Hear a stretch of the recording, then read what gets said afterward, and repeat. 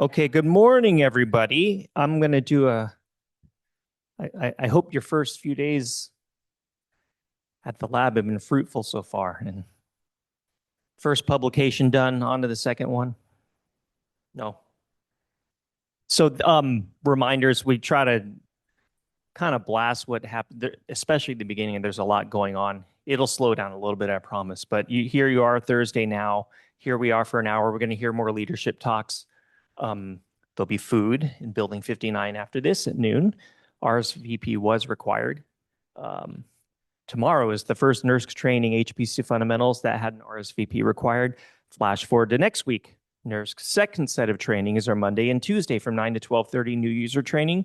There'll be a NERSC tour. You need RSVP for. Highly recommend that one, 2 to 3 p.m. Wednesday, Eileen Dawson will be leading walking tours of the area around Building 59 in this half of the lab. There's a 10 o'clock and a 2 o'clock slot. There's a lunch and learn ergonomics session at noon on Wednesday. RSVP lunch is provided. Thursday, we will have the first of many of our research spotlights where we will have two speakers. Bert de Jong will be talking about all the quantum initiatives, and Danny Ushizima will be talking about a lot of the camera-related, the applied mathematics for experimental research activities. And Friday, do not come here. The lab is closed. So I think every services are out. No buses. Okay, I apologize for the short notice. One of us, probably before you get back from lunch, is going to be sending an email asking for everyone to submit an About Me slide. We'll include a link and a Google intake form. Apologies for the quick turnaround. If you could get these done by tomorrow, 10 a.m., because we have some of us as plans for them. I'll try to get that email out, or someone on the team will get that email out before you get back from lunch. So please don't ignore that because it's a quick turnaround. Apologies, but there was so much going on, as you know, with all these RSVPs, a lot happened. So without further ado, I'm going to introduce the division director for Sci Data, Anna Kupresanin. She will be giving an overview of her division.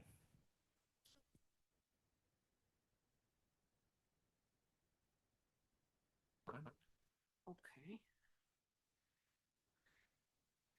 So good morning, and I'm going to start with a short video about the Scientific Data Division because I want you to hear from more than one person in the division and not just me. So this is not me outsourcing my talk to a video, but it's a way to letting you hear several voices from the division. And as you watch, I want you to listen to one theme. Our division is not just about having data or using compute. It's about making science possible when the data, the computing, the software, and the collaborations become too large or too complex for one person or a small team to handle alone. So Andrew, can you play the video?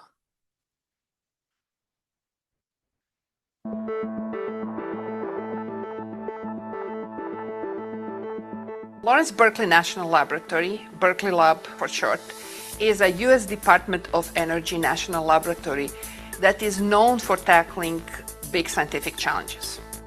The mission of Scientific Data Division is to make scientific data a first-class, usable asset in age of AI. The volume and complexity of scientific data today is growing faster than traditional tools can handle.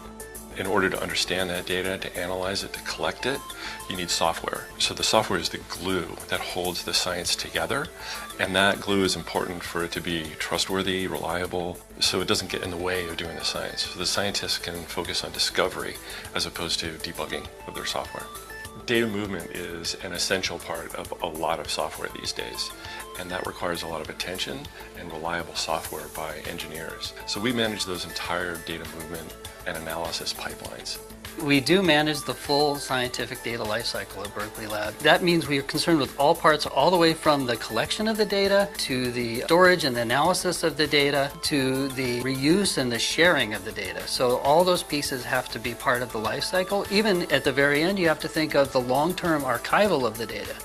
The whole life cycle is very important because you want to preserve the statistical integrity of the data across that entire life cycle. Scientific workflows has become a key part of the scientific ecosystem where we are really trying to bring together various elements of the scientific process in a way that they can be chained together and managed together. When you build infrastructure to support these scientific workflows, it's very important for us to think about the human in the loop and think about what the human is trying to achieve there. User experience has to be a philosophy. So really we need to bring scientific workflows together with the user and sort of try to think about how to align these goals together and meet the needs of the end user while also optimizing the infrastructure for a large set of users. From energy and materials to biology and physics, research increasingly depends on complex, large-scale, and fast-moving data. From detectors to microscopes to simulation models, data is being produced at unprecedented scales. To turn data into knowledge, it has to be organized, curated, and made usable. AI provides an interesting approach to modeling scientific phenomena. We build AI models for early warning systems, for predicting the shaking generated by earthquakes. So with AI we can learn from data, and they're particularly well suited for very high dimensional data, seismic data, and good for predicting future events. We've shown that we can use machine learning to make a lot of prediction in biology and start to make it as predictable as physics and chemistry. We're starting to make that happen, and it's working, and it's particularly useful for biomanufacturing because you can do a lot of genetic engineering to make things like biofuels or biomaterials, and you can tweak a lot of things in a cell, from the genome, on which you have like 6 million base pairs, 6 million letters you can change, to the conditions in which your cell is created. It's a culture. There is billions, trillions of permutations that you can't all check experimentally. So you need to be able to predict that. High energy physics is all about data science these days. Back in days of yore, physicists used to take pictures of cloud chambers and look over them and trace out tracks of particles with rulers and say, oh look, that's an electron, and that's a muon, and that's a pion. We can't do that anymore. The ATLAS experiment is a solid mass, 45 meters long, 25 meters in diameter, 100 million channels of electronics come out of that. We record on the order of 10 petabytes of raw data a year. So analyzing that data is a huge challenge. And over the course of the experiment, we have recorded more than an exabyte of data. And recording 10 petabytes of data is just the beginning. We then have to process that data, and then it's distributed around the world. We have 140 different centers to which this data is distributed. We expect data volumes to keep on increasing because we are going to be actually taking data at much higher rates in Run 4 and beyond. Our goal is to be deeply integrated with science teams, enabling discovery at scale with data you can trust, tools scientists want to use, and workflows that connect everything together. The future of science will be increasingly driven by AI, automation, and data integration, and Berkeley Lab is helping to lead that transition. So the video gives you a good sense of the division, but of course, no 5 minutes video can show everything. So I want to add a few pieces that are also important who we are and were not mentioned in this video. So next. The way I think about the scientific data division is we help turn complex scientific data into discovery. Sometimes that means building software and workflows. Sometimes it means statistics, machine learning, or AI. Sometimes it means managing and preserving data so that other scientists can use it. And sometimes it means connecting scientific teams with advanced computing. And the scientific areas can look very different, but they often share the same challenge. The data is large, complex, noisy, distributed, or difficult to interpret, and solving problems requires a team. So cosmology is one example. Our division is home of the Computational Cosmology Center, where scientists work on some of the biggest questions about the universe: dark matter, dark energy, the cosmic microwave, supernova, large-scale structures, and large sky surveys. And that work depends on far more than telescopes alone. It requires simulation, statistics, data analysis, software, high-performance computing, AI, and collaboration across disciplines. And modern cosmology is a great example of science where the data are too large and the questions are too complex for any one field to handle it by itself. So when I talk about scientific data, I do not just mean spreadsheets or databases. I mean data as one of the central materials for discovery, for scientific discovery. Another area that is not emphasized in the video is computational biosciences.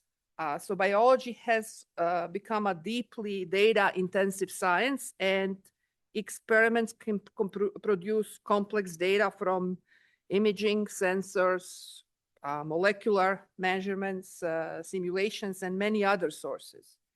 And the challenge is not only to collect the data, it's how to make data usable, interoperable, trustworthy, and meaningful. And that can involve, again, machine learning, data management, statistical methods, visualization, modeling, and software infrastructure.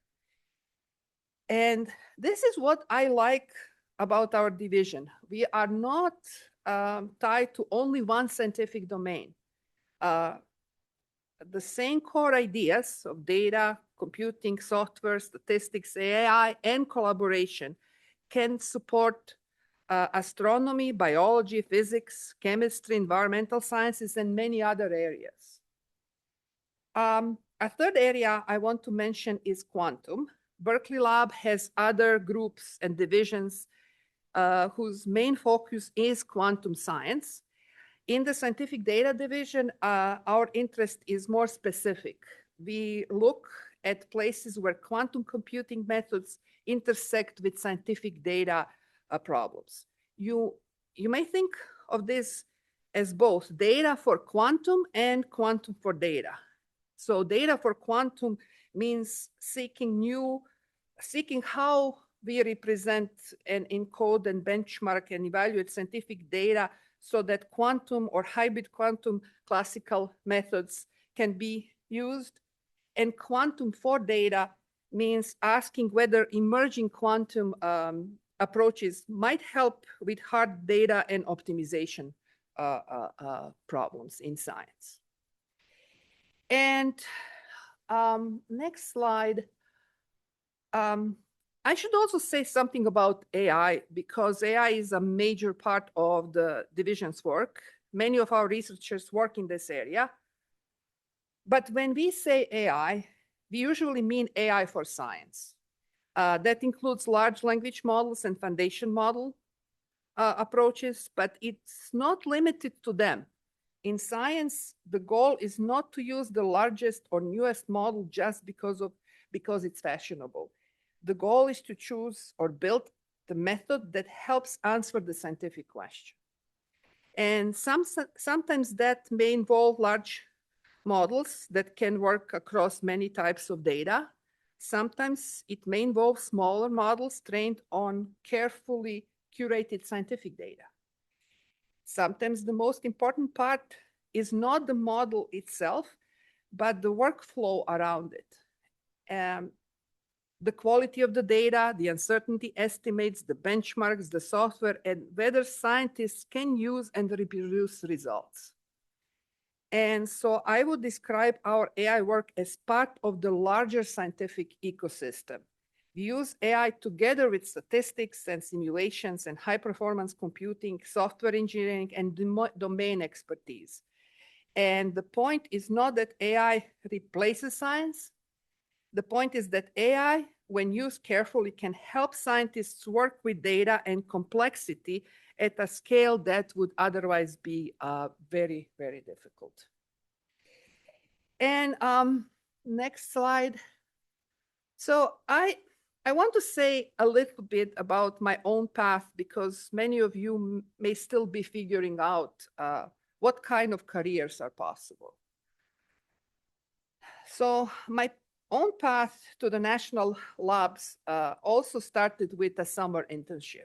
I first discovered the lab system as an intern at Los Alamos National Lab in New Mexico.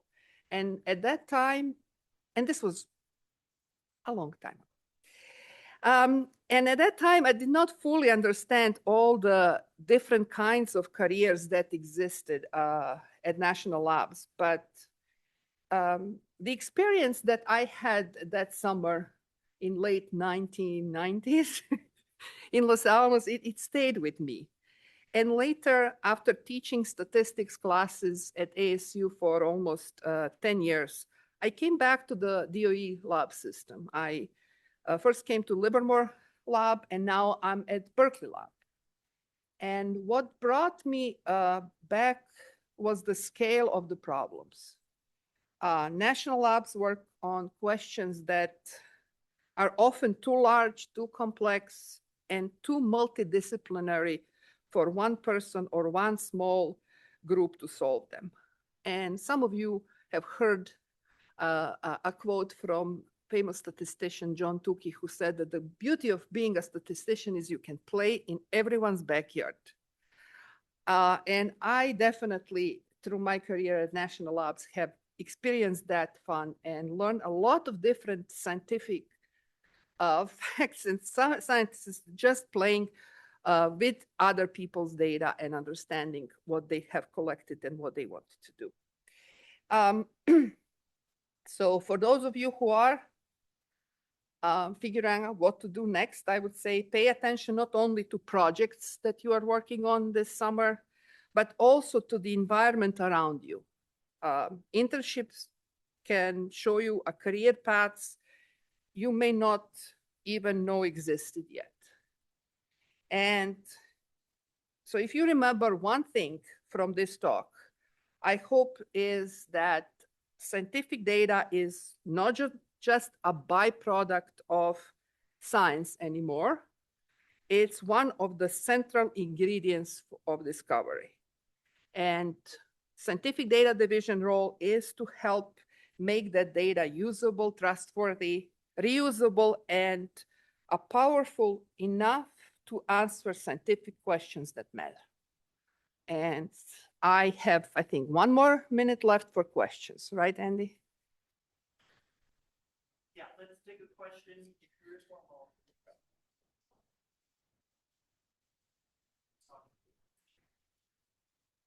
Okay.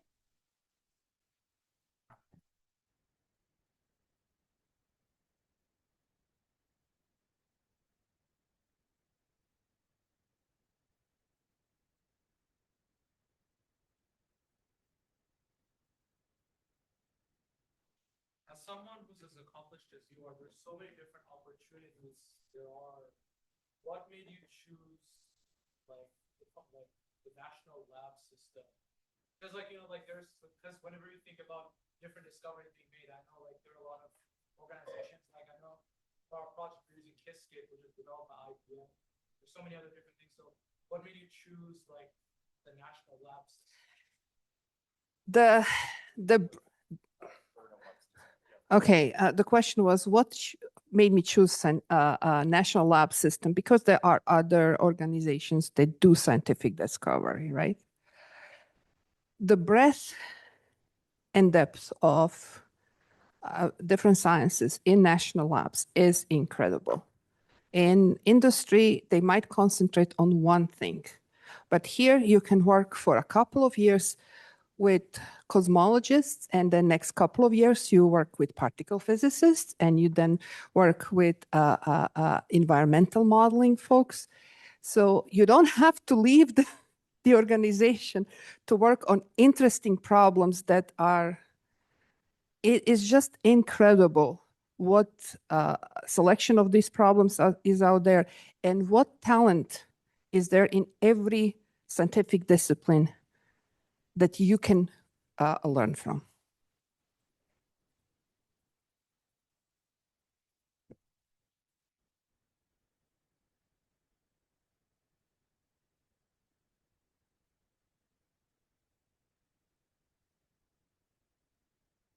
I can't be heard. Okay. Ooh, very cool. Hi, my name is Rebecca Hartman-Baker. I lead the user engagement group at NERSC, and I'm going to talk to you all about NERSC in 15 minutes or less. See how we go. All right. First, a little bit about me. So in addition to leading the user engagement group, I am a world-famous violinist and a meh pianist. I have two kids. Vinny's 19 and Alina is 11, and I've been married for almost 28 years now. I'm a member of the school board for some charter schools in Vallejo, California. I love puns. I am a fruit picking enthusiast, and if you are interested, you can join me in the fruit picking Slack channel. I am a native of Kentucky. Spoiler alert, that's not actually my old Kentucky home, that's someone else's. But I am from Kentucky. I got my bachelor's degree in physics from the University of Kentucky, and I have a PhD in computer science from the University of Illinois. Okay, so now let's talk about NERSC. So NERSC is the mission HPC facility for the DOE Office of Science Research. So the DOE Office of Science is the largest funder of physical science research in the United States. And so they fund research in a variety of different areas. And that's what all this cool mashup of pictures is cool visualizations of various different scientific discoveries. And we provide high performance computing resources for users. So we have Perlmutter, which is our flagship supercomputer. We have the HPSS archive, which is long-term storage, where we have more than 375 petabytes of data dating back to 1978. And then we have our community file system, which is a shared file system for project collaborations. Okay, so we have about 12,000 annual users from 800 different institutions, all 50 states, plus DC and Puerto Rico, and 46 countries. Most of our users come from universities. A plurality of our users are graduate students, and we have 2,500 publications every year that reference NERSC. We are also, we're really proud of all the science that comes out of NERSC. We have 7 Nobel Prizes that have been awarded for research that depended on NERSC resources. Okay, we provide supercomputing systems for users and we refresh them every few years. So right now we're on the Perlmutter system. And then next year, and it says 2026, it's like the very end of 2026, the beginnings of the Doudna system will show up at NERSC. And these systems change over time and in response to the DOE mission. So what has happened over the years is originally people just used supercomputers mostly for simulations, maybe modeling stuff, but pretty much simulations and modeling, that was about it. Then people started to use it for data analysis and then a little bit of AI. You can see in these triangles and these charts that everything is growing. So now really AI has become, a really big, important part of what people are using NERSC for. And all of that is growing. And then when we get to our next system, NERSC 11, which we haven't named yet, but when we get there, we expect it's going to have a quantum computing component to it too. So that's going to be really interesting. Okay, so let's talk about supercomputers. I've just vaguely waved my hands and told you we have supercomputers. Well, what is a supercomputer? It's a leading edge powerful computer system and usually consists of like thousands of nodes connected together with an advanced interconnect. Now, the nodes of the machine are very similar to a top performing desktop workstation type of a system. It has, the latest processors, fast memory, and it's really state of the art. The interconnect is we connect the nodes together with a network within the system, and it's optimized with topology, bandwidth, and speed. And that's really what distinguishes a supercomputer from the cloud. It's this advanced interconnect and the fact that the system is put together and optimized to perform computations. So why do people use supercomputers? Well, this is my one sentence answer. Supercomputers solve hard problems otherwise out of reach. So one example is, let's say that you want to design a catalyst. I think everybody hopefully knows what a catalyst is, but what you could do is you could go in the lab and you could try a bunch of experiments with dangerous chemicals and see what happens, right? It would be pretty expensive and it would be time consuming and it would destroy the environment probably. But on the other hand, what you could do is you know the laws of physics, you know math, you could simulate it on a supercomputer, and it takes a matter of hours to simulate one material. So you could do this for several days. You could try out a whole bunch of chemicals, a whole bunch of different options. And it would take you a couple of days. There would be no toxic chemicals, no cleanup, no waste, nothing would explode. And then from there, you can select the top candidates and actually try them in the lab. So this saves people lots of time, lots of effort, and lots of money. Okay, another example. Let's say that you're looking for supernovas. And so you're looking for those in the sky. Well, telescopes, aimed at the sky, they'll take a whole bunch of pictures of the night sky. And then it's up to you to look at all of those pictures and find a supernova. So you could try looking through them all. Maybe you could hire a student to do it. That's what people in my position do. The problem is, if you just looked at each one for 1 second, it would take you 11.5 days nonstop to process through 1 million images. And that's the number of images that these telescopes will make. So that may not be such a great idea. But instead, you could use a trained machine learning model to find the supernovae. And you can actually do this in almost real time. And that's what they do. They point the telescope somewhere, they look for supernovas. If they don't find them, they point it at the next place. And they can do this in almost real time. Okay, so we're super proud of our users and their groundbreaking science. This is just a few examples from recent years. Not really going to go into it, but just letting you know cool science is cool. And I'm going to switch gears a little bit and talk more about high performance computing. So high performance computing as a field includes supercomputers and adjacent storage and networking hardware, plus software, algorithms, numerical methods, simulation, data analysis, machine learning, all kinds of things. So you're going to hear this throughout the summer. You'll hear high performance computing, you'll hear HPC, you'll hear supercomputing, parallel computing, scientific computing, computational science. All these are synonyms or at least very adjacent sort of terms. So next I'm going to switch gears a little bit and talk about careers in high performance computing. So a lot of people want to do sort of research oriented careers. These are great. So for example, the majority of NERSC's users are actually scientists or engineers who just use HPC to further their research. It's great. They use a supercomputer as a scientific instrument.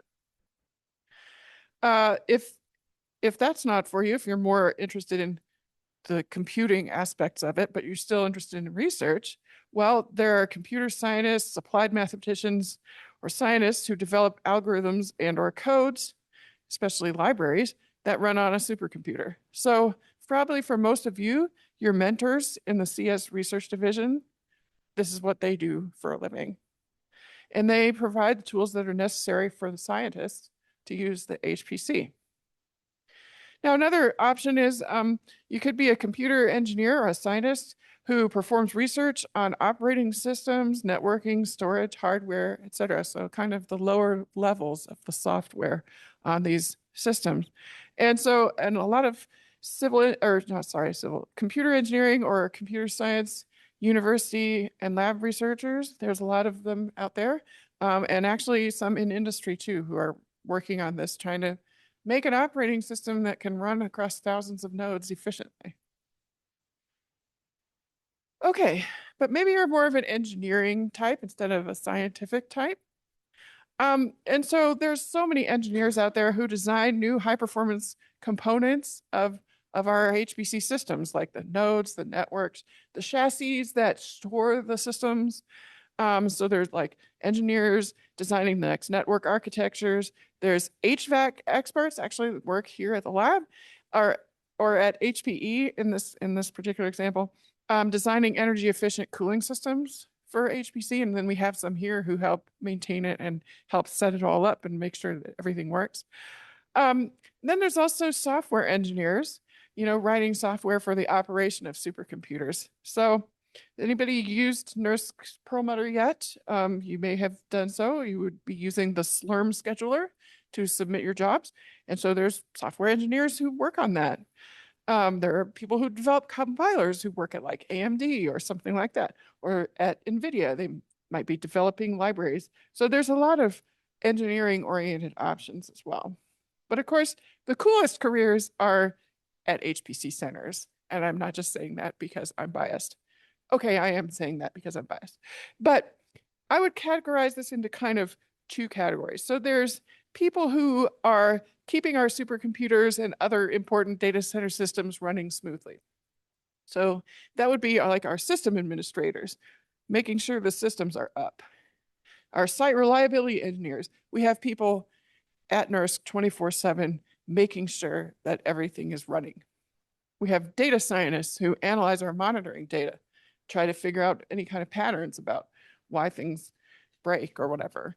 And then we also have like civil and mechanical engineers who are maintaining our machine room infrastructure. And we have electricians. We have all kinds of people working at NERSC. It's pretty cool. Okay, the second category I would say is people who help users of supercomputers to get the most out of it. Of course, this is the very best part, right? So people on my team, for example, are HPC consultants. So we provide expert assistance to users when they have a question. We have performance engineers. They help people make their codes run better. We have data scientists providing assistance with data analytics and machine learning. We have trainers providing our trainings. So you're going to come to our trainings, and that's going to be so cool. And then we have community engagement experts who are working on cultivating our community and increasing collaboration within our user community. Okay, so I had to put up our org chart, but you can see it. It's pretty big. We have over 100 people who work at NERSC. Okay, so the next question is, what do you all want to do? There's no single HPC career path. And, sometimes we have paths that kind of wind around. Sometimes we have paths that are kind of a straight shot. And so I'm just going to share quickly some examples. So my first example is myself, of course. So I majored in physics as an undergrad. I did a summer internship modeling physics on a computer. It wasn't a supercomputer, but I realized that I liked the computing a lot more than I liked the physics. So then I went to grad school in computer science, and I studied numerical methods. I wanted to work on something that I liked, but my advisor didn't have any money for it. So I ended up applying for a research assistantship at NCSA, which is an HPC center at University of Illinois. And I was compiling computational chemistry software for users. And that was the beginnings of my HPC career. Okay, number 2, Michael Heath. He got an undergraduate degree in math. He worked for a few years at a national lab.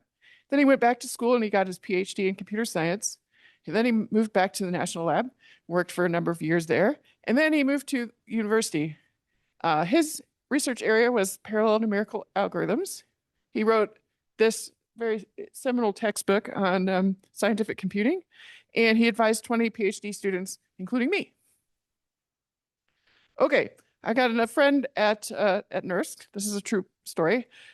This person majored in architecture, and I'm talking about the building kind. But at the time when they graduated, there were no jobs in architecture, but there was an opening for a computer networking job and no one to fill it because this was during the .com bubble. And 20 plus years later, this person still works in computer networking at NERSC. Cool. Last one.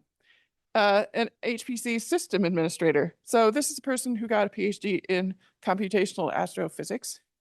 They got a postdoc here at NERSC working with astrophysics codes. And then they got a staff position doing application performance. And then they kind of got this growing interest in systems after they built a test system. And then they transferred to the group that does system administration for Perlmutter. Cool. All right. Oh yeah, the very last one, you. So I invite you to think about, what is most important to you in a career, and how can you assure that your career aligns with your personal values? And what do you need to do to get from here to there? So something to think about. That's it.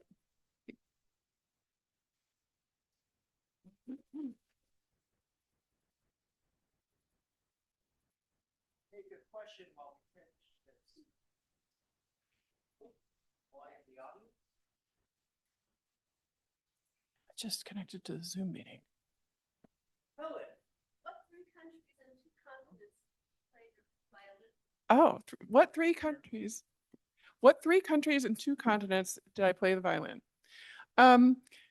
So the two continents are North America and Europe, and the three countries are the United States, England, and Sweden. Thanks, Rebecca. I always love hearing these talks because I feel like I learn more about these individuals I work side by side with, and I'm always so fascinated. So first, I just welcome students. This is my favorite time of the year. It's so fun to have all of you on site, and I look forward to just working with you over the next 8 weeks. We'll see each other in the halls. You'll meet a lot of people, and I just encourage you to network and get engaged. My name is Susan Lucas. I'm the Division W for Business Operations, and I'm probably unique in talking to you today that I have a slightly different career path than those that have presented to you, and I'll cover that at the end. But in the meantime, what I'm going to do is I'm going to give you an overview of Energy Sciences Network, better known as ESnet. You're going to hear from some other folks throughout the student series in terms of speakers who will go into more depth. And I'm going to just give you more about what we do as an invisible data circulatory system of the DOE complex. So what I mean by that is, and I say invisible here is because I always say you can talk about us, but you can't talk without us. And so if we're invisible, you know that it's working. Just like your heart is pumping, you've got life. The network behind all the data transfer and everything you do should be invisible. You want it to work. And if it's not working, you tend to get really angry. So I have a short video I'm going to play, and then I'm going to go into depth after that.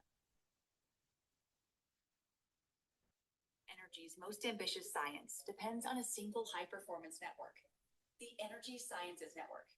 ESnet interconnects all 17 national laboratories, all the DOE user facilities, from supercomputers to X-ray light sources, accelerators, fusion reactors, and more, as well as other major scientific instruments around the world.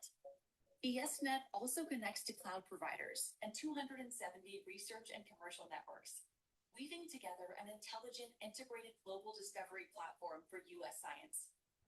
15,000 miles of fiber, 85 terabits per second of backbone capacity, 99.999% site uptime. Since 1986, ESnet has evolved through 4 decades of co-design with the scientific community, because ESnet doesn't just move data. ESnet is pioneering the technologies tomorrow's science will require, from real-time data and streaming to AI-driven operations to quantum networking. ESnet is the foundation of the American Science Cloud and is helping to build the most advanced engine for AI-assisted discovery ever assembled. ESnet, accelerating the future of scientific research.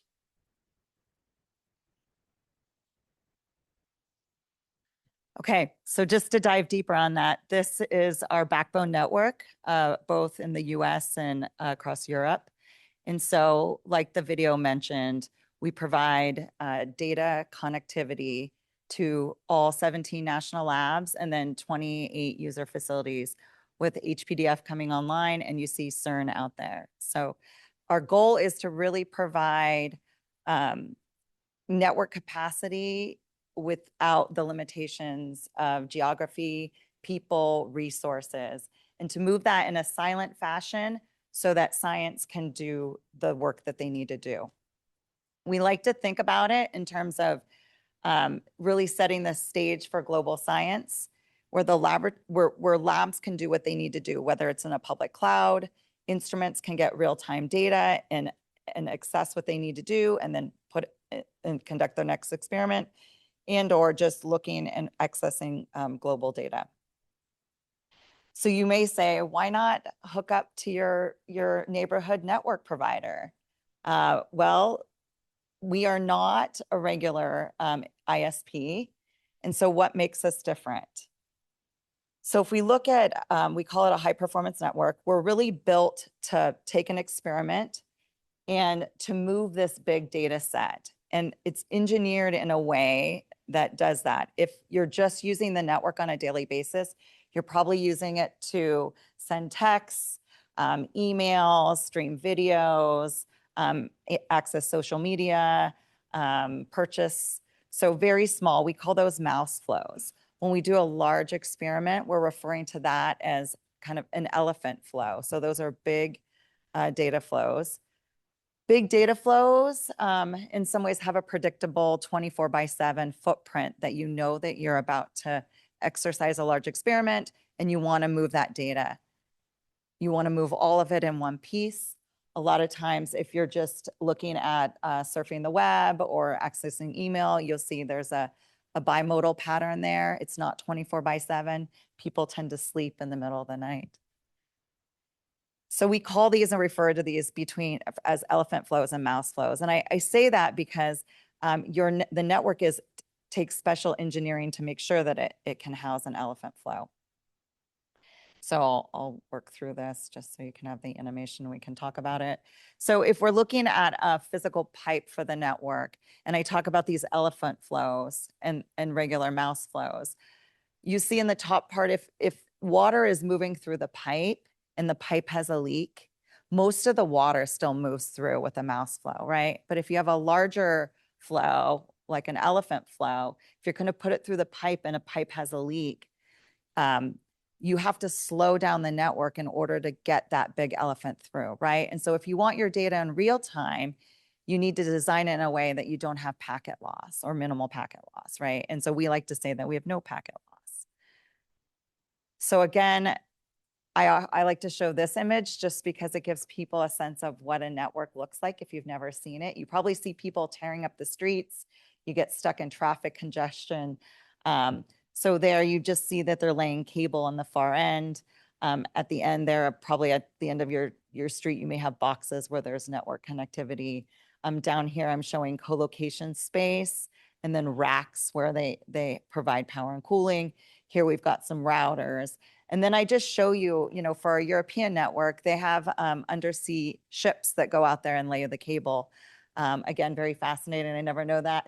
And then you've got the beach at the top where they're digging and the cable's coming in right out of the ocean. So I always find this fascinating because again, it's invisible because it just is there and it works.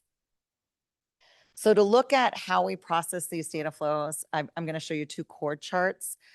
This is just to show you that the network really does move a lot of data. We've got these national labs and a lot of data is moving to the national labs. And you can see Fermi here is probably moving the most there. In my second chord chart, I've got just showing you how the sites interact across the board. So a lot of science between a lot of scientific projects here. So I'm going to pause for a second and now just take you through a couple science experiments that we're doing and why the network is so important. So here you see in the Rubin Observatory. It's in Sierra Pachon, Chile. And so at the top there is the telescope on a big mountain. And then you've got the guts of the telescope there. But what it's really doing is it's taking these cool images nightly of the night sky. And that's a lot of data. And so what our task here was from click to basically delivery of the data in basically 60 seconds. So you see that they're taking pictures every 20 seconds. Every 7 seconds, there's an image delivery. That's 20 terabytes of data per night, 10 million alerts per night.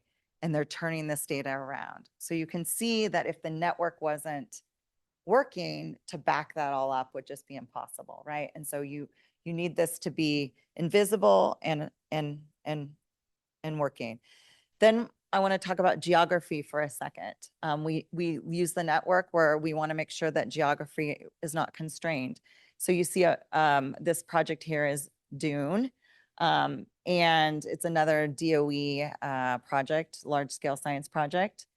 And so they have to move data, and I think it's on the order of 600 terabytes, 100 seconds, 800 miles. Again, down deep, moving that data up across 5 or 6 states there, and then back again once they are able to analyze it to make decisions of what they need to change in that detector. And so another form of invisibility here is how we load balance the data. So you heard from Rebecca where she spoke about the supercomputer, right? And so you often may have different sites that you're working with. You see here, we've got NERSC and we have Oak Ridge.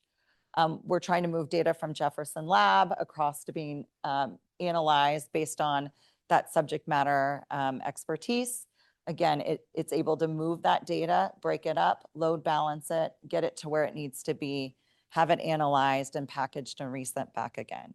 And all of that is through a tool that you'll hear about, EJFAT. And so we do this again with no packet loss, which is pretty amazing. So what happens if the network's disrupted? So you see here that you've probably experienced some form of network loss, and whether it's at home or on campus. And what we like to do is we design the network so it's resilient and performant. So what you've got there is it's just showing you that you can have some degradation, but if you've got resiliency built in, you still experience, 100% uptime, right? And so that's really important to us because at any given point, providing that network coverage across all the different scientific institutions and the US and Europe, you want that data at your fingertips and you want it to work. And so we like to say that we've got both site resiliency, which sometimes means that we've got 2 diverse cables going in, as well as maybe some diverse at diverse locations. We also have the ability to route traffic depending on what the current status is. And so everyone talked about AI too. We are looking at AI as part of our network integration. And so one example I'm going to give you here is how we've used our NOC Operations Center to be able to look at AI automation. So if you've got an incident on the network, you call in, or you send a chat, or we get an alert. A lot of that is manual processing, looking up data, piecing it together. And so you hear from detection to triage here, we've been able, through the use of AI, to reduce that to approximately 47 minutes. And then if we want to take resolution to follow through of that and follow up, we've also been able to apply AI to reduce the amount of time to save us about 3 hours. So you can imagine by being able to speed that up, someone has the information at the fingertips and is able to resolve that problem. Here is the staff. This is the other invisible of the network that makes things really visible. We're about 140 staff members. I will say the bulk of those staff members are network engineers by training or software developers. And so we have really those 2 sets. And then there's a small set of us that are just, I would say, administrative support and business support. Staff are remote. We have a small contingency here in California, and the rest of us are spread out across the US. Again, that makes up our engineers and software developers. So we're able to really provide sunrise to sunset service. I'll give you just some quick facts about the network. Again, I'm not going to cover the top because we just talked about that, but we do have 15,000 miles of dedicated fiber optic cable. There's 79 routers, 319 optical nodes, 14 user sites that connect at 400 gigabits or higher. If you look at, we've got anywhere from 400 gigabits to 1.6 terabits in backbone link capacity, 85 terabits of backbone capacity, 2.7 terabits of transatlantic capacity. And that's really predominantly leveraged by HEP back and forth from CERN and the and the science experiments over there. And then we've got 2.6 exabytes were transited over ESnet in 2025. So that covers ESnet. 2 minutes. That covers ESnet, and I'm just going to move into quickly my background and my personal story. And so I tried to frame this up as a network diagram. So I like networks move data, infrastructure connects places, people networks move possibility, and relationships connect purpose. This is my leadership journey. So for 16 years, I was a bench scientist. I actually worked in the lab, worked with DNA to DNA sequencing, assembly, everything from libraries through publication, actually. And then you see there in number 4, I had a key mentor. And I'll just state that key mentor made a life-altering experience for me. And I ended up transitioning from the science world to then an operations role where I supported science. And I went back, got my MBA, did a stint at NIF with an operations role, and then was recruited to work at ESnet, where again, I love what I do and I love interacting with all the scientists. So feel free, if you're interested in learning more about that, being on the science side and then going to the business, I'm happy to have lunch with you or interact with you. And then just some things around the career journey. And I really like this last quote here, which is, careers are not straight lines. They're paths of opportunity, resilience, and growth. And I think it's how you open yourself up, how you approach it, and the network that you build. So take that opportunity while you're here to build your network. And I'll just leave you kind of with our mission again, which is scientific progress will be completely unconstrained by the physical location of instruments, people, computational resources, and data. And I believe the same is for people as well. So I'm going to hand it over to our next speaker, and you'll hear more about some of the scientific projects we're working on for ESnet and the tools that we use through the talks. Hi, John. I know you're still in between.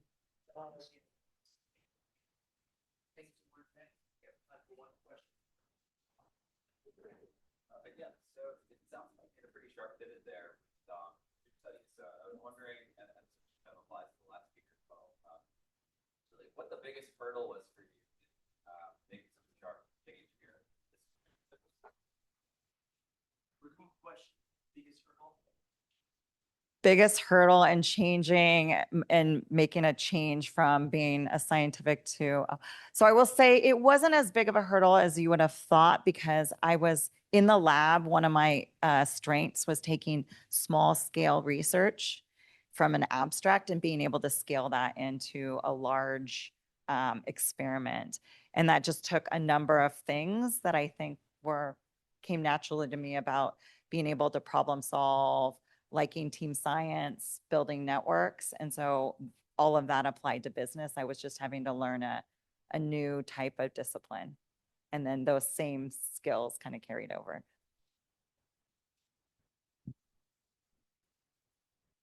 Thanks.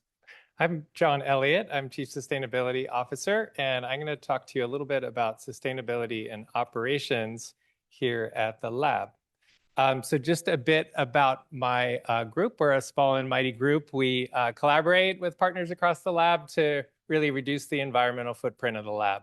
Often that can be working in energy and water efficiency. We've done a lot to reduce greenhouse gas emissions here at the lab. Often in practice, it means that we're just kind of improving operations. Sometimes we're transitioning to new technologies, like dealing with all of the electric vehicles that show up on site, and generally preventing waste. When I was hired here at the lab in 2012, so that was 14 years ago, I think the big driver was really just about walking the talk of the research, all of the sustainability-oriented research that's here at the lab. I think there was also a heartfelt feeling in laboratory management that the lab needed to kind of take climate action seriously. In the last 30 years, there's been really a growing body of requirements. Some of those are federal, some federal law. There's been a whole series of federal executive orders. We also have requirements that come through the University of California system. So these have over time really spread across many different areas of sustainability and have a lot of quantitative targets and requirements for us. What I've seen lately in the last year or two is that we also have more regulatory action coming in, mostly in the state of California, as California is sort of outlawing certain things in order to head us in the right direction to meet our climate targets. So that could be like outlawing fluorescent lamps or gas-driven equipment or refrigerants in different HVAC equipment.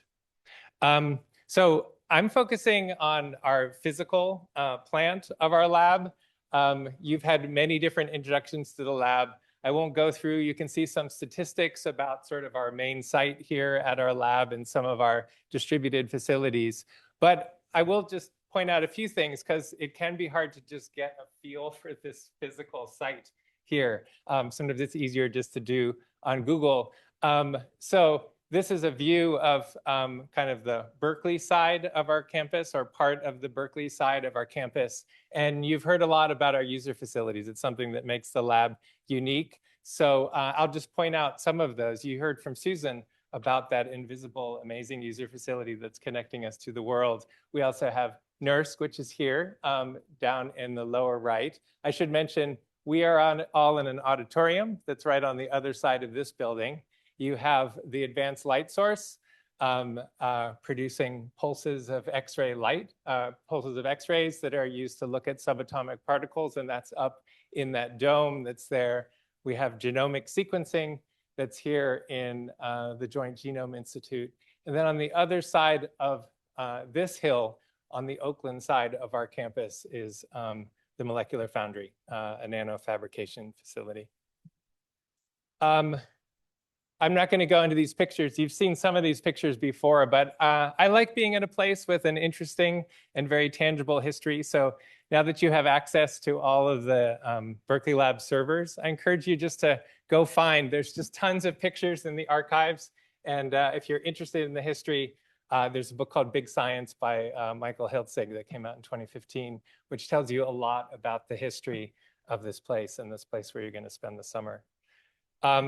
I'm going to try not to bore you here, but here's a list of things that I would consider we've developed significant expertise in the sustainability space over the last decade or so. So these are things that we're pretty much known for among energy and sustainability people in the DOE complex and the UC as a whole. First is really deriving a lot of energy and water savings just out of getting our buildings to operate correctly. It's a big source. We're always maintaining a portfolio of projects that are saving about over $1 million every year. We do a lot with analytics in many ways. I would say a lot of what we're doing in operations is data engineering and data analytics. That has really become central to all of our energy and water management activities, both generating savings and maintaining the savings over time. And we have been getting into AI as well and finding some interesting applications in what we're doing on the ground. Those are kind of technical expertise. We've also gotten a lot into just being effective at ongoing energy and water management. And we're big fans of ISO 50001, which is an international energy management standard. We just had our third-party certification audit for the last 2 days this week, and we passed. No nonconformities, 5 strengths. So I'm excited about that.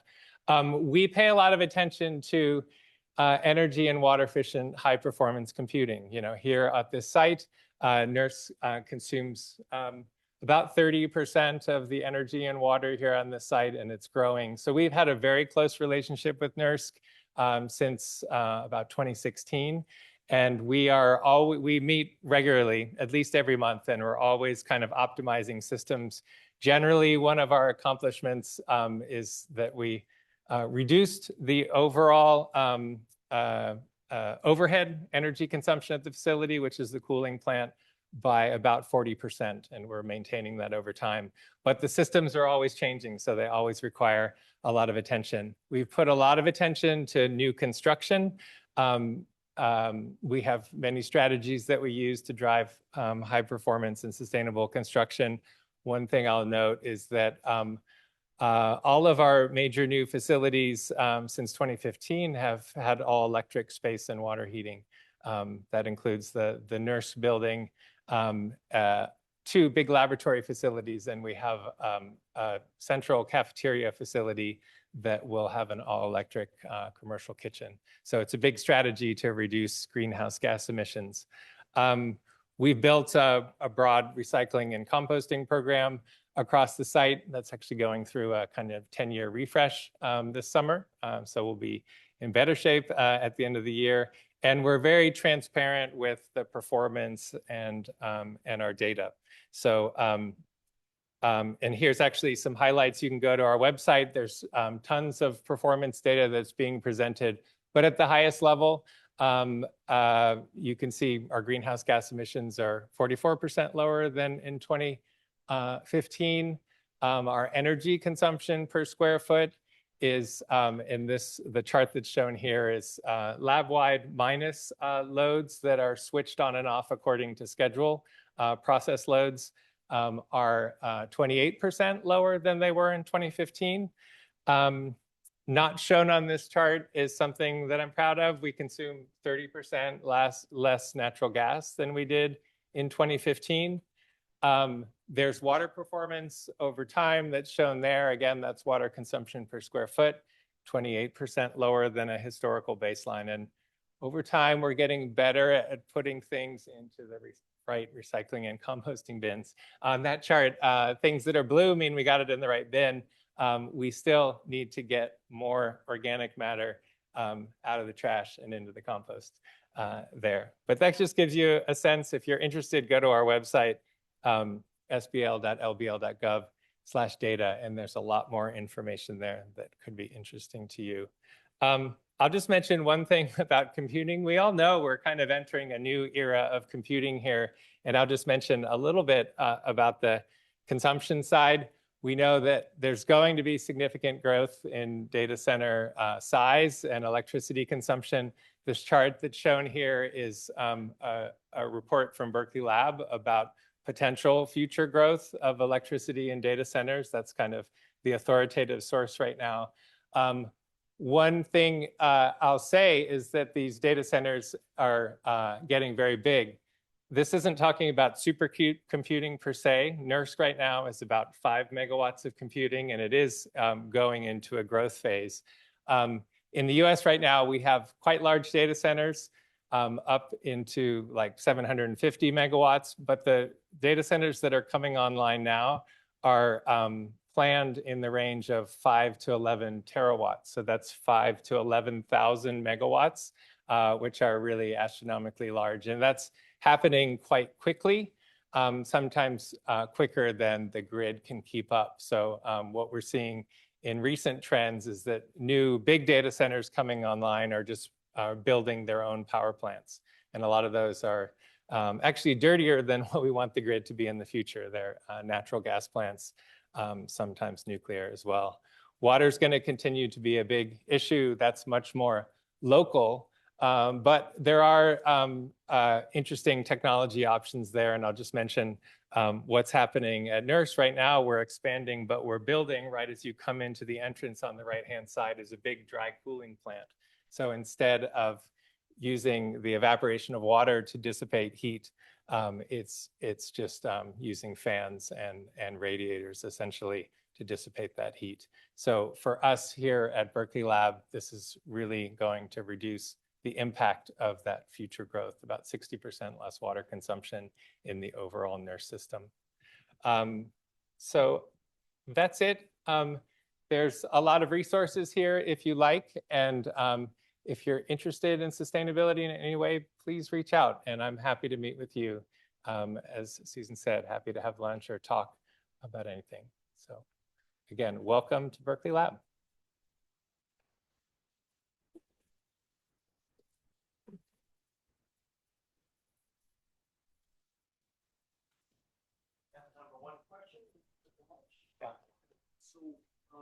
Can you comment on, say, like transportation and sustainability? Yes. So if you look here at the lab, transportation is about 20% of our reported greenhouse gas emissions. About half of that is commute, and about half of that is flights. So it's an important part that we're working on. We have a lot of strategies that are led by another group about providing alternative commutes to the lab.